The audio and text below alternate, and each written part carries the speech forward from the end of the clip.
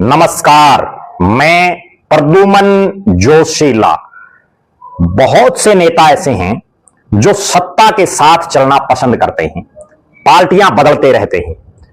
और वो नेता पार्टियां तो बदल लेते हैं, उस पार्टी का झंडा भी उठा लेते हैं, लेकिन उस पार्टी की नीतियों में और उस पार्टी के बड़े नेता जो ऐलान करें किसी भी बात का, उसको कई बार नहीं मानते। ऐसा ही हरियाणा प्रदेश में भी देखने को मिला।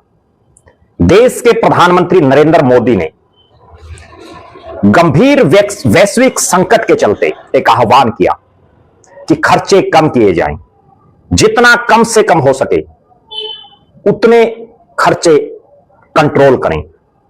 प्रधानमंत्री नरेंद्र मोदी साहब ने तो यहां तक कहा कि कार पुलिंग की जाए, ईंधन बचाया जाए, पैसा जो है बहुत ही संयमित ढंग से खर्च किया जाए। और प्रधानमंत्री नरेंद्र मोदी के इस आह्वान का देश में असर भी देखने को मिला। लेकिन हरियाणा प्रदेश में एक शख्स जो बड़े दल बदलू नेता हैं, कई पार्टियों में घूम फिर करके और बीजेपी से वो विधायक बने 2019 में, 24 में फिर उनकी किस्मत जागी और 24 में वो फिर से बीजेपी की टिकट पर जीत गई। नाम है विनोद भ्याणा। विनोद भ्याणा हांसी से विधायक हैं, कई चुनाव लड़ चुके हैं, जीते भी हारे भी।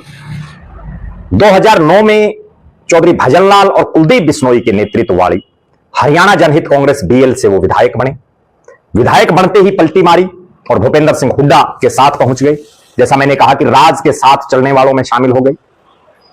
फिर कांग्रेस में भी उनका मन बहुत लंबे समय तक इसलिए नहीं लगा कि कांग्रेस राज से दूर हो गई। बीजेपी का राज आया तो वो बीजेपी में शामिल हो गए। अब विनोद भ्याणा साहब एक ऐसा फार्मूला बता रहे हैं जिससे खर्चा भी बढ़ेगा, जिससे प्रदेश की जनता जो टैक्स दे रही है उनके साथ भी कहीं ना कहीं नाइंसाफी रहेगी। क्योंकि भ्याणा साहब जो बात कह रहे हैं वो बिल्कुल स्पष्ट तौर पर यही दर्शा रही है कि उससे प्रदेश का खजाना लूटेगा। जी हां, आखिर ऐसा क्या हो रहा है? जिस विधानसभा क्षेत्र से विनोद भ्याणा विधायक हैं, हांसी, उसके एक प्रमुख गांव चानोत में पिछले लंबे समय से ग्रामीण अपने पानी की मांग को लेकर के धरना दिए हुए हैं। और मांग है उनकी कि उन्हीं के गांव से हांसी शहर के लिए एक लाइन दबाई जा रही है। और वो चाह रहे हैं कि जब ये लाइन दब ही रही है तो इसी में से 1 इंच, 2 इंच, 4 इंच, जितना सरकार चाहे वो टी लगा दे और उनके गांव को पानी मिल जाए। बहुत लंबा चौड़ा खर्चा भी नहीं होना इस मामले में, जब लाइन वहां से ऑटोमेटिकली जा रही है। लेकिन भ्याणा साहब एक जिद पकड़े हुए हैं और वो कह रहे हैं कि शहर की लाइन में पंक्चर नहीं करने देंगे। अगर कोई और लाइन दबवानी है वो दबवा देंगे, खड़कड़ी की तरफ से चाहिए तो डलवा देंगे, या इसी लाइन के साथ साथ एक लाइन हो वो भी करवा देंगे। अब भ्याणा साहब को यह सोचना चाहिए कि एक तरफ तो देश के प्रधानमंत्री नरेंद्र मोदी साहब बार बार आह्वान कर रहे हैं, बीजेपी के बड़े नेता बार बार आह्वान कर रहे हैं कि खर्चे कम करो, खर्चों पर कटौती करो, जहां आवश्यक हो वही खर्चे करो। और दूसरी तरफ भ्याणा साहब एक ऐसा तर्क दे रहे हैं जिससे खर्चा कम नहीं कई गुना बढ़ेगा।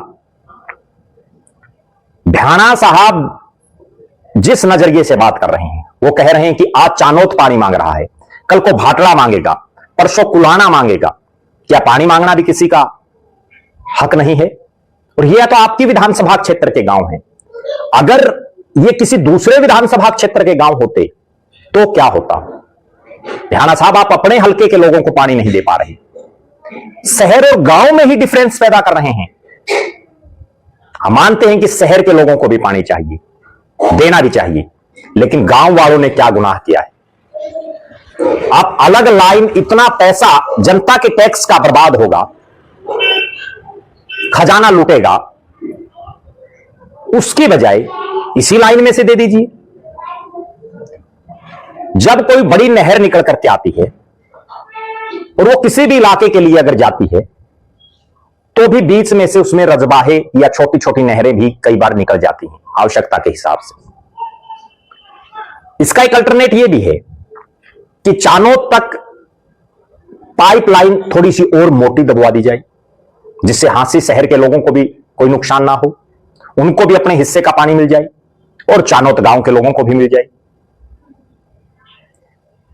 निश्चित तौर पर अगर प्रधानमंत्री नरेंद्र मोदी के दिखाई हुए रास्ते, उनकी कही हुई बातों पर भ्याणा साहब थोड़ा सा भी अमल कर लें, तो उनको भी समझ में आ जाएगी कि अलग पाइपलाइन बिछाने से करोड़ों रुपए खर्च होंगे। वो भ्याणा साहब के घर से नहीं लगने, विनोद भ्याणा अपने निजी कोष से नहीं देंगे वो पैसा भी आम जनमानस हरियाणा वासियों के खून पसीने की गाढ़ी कमाई से जो टैक्स हरियाणा की जनता दे रही है, उसी से वो पैसा दिया जाएगा। इस पैसे को हांसी के किसी अन्य विकास कार्य में भी वो लगवा सकते हैं, हरियाणा प्रदेश के किसी अन्य विकास कार्य में भी वो लगवा सकते हैं।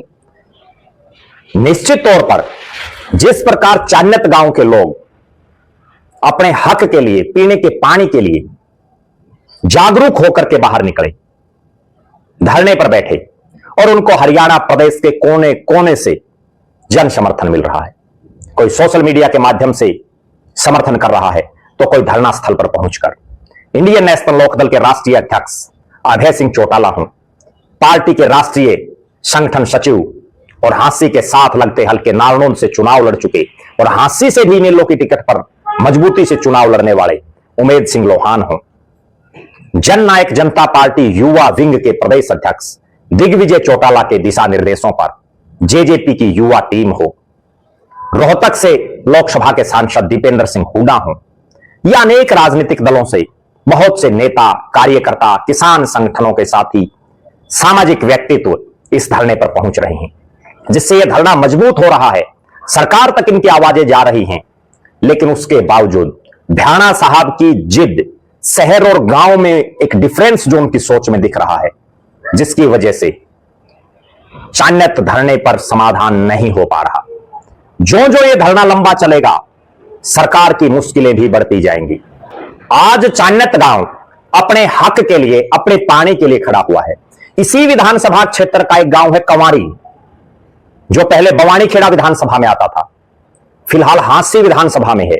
वहां के लोगों ने भी अपने आसपास के गांव के लोगों के साथ मिलकर के पूरे अपने आसपास के इलाके की पानी की समस्या को दूर करवाने के लिए कई महीनों तक लंबा संघर्ष करना पड़ा था, और उसका नतीजा 1 दिन, 2 दिन या 6 महीने या साल भर में नहीं आया। कई साल बाद आखिरकार गांव कंवारी और आसपास के लोगों को भी पानी का उनका हक मिला, उन्हें पानी मिला। इसी तरह से अगर चान्यत गांव के लोग शांति प्रिय तरीके से, मजबूती से इस धरने को चलाते रहे, तो विनोद भ्याणा साहब नहीं बल्कि प्रदेश की सरकार को भी उनको पानी देना पड़ेगा। आप दर्शकों की क्या राय है? आप क्या मानते हैं? क्या दल बदलू नेता, दल बदलू विधायक विनोद भ्याणा चान्यत गांव के लोगों के साथ इंसाफ नहीं कर रहे?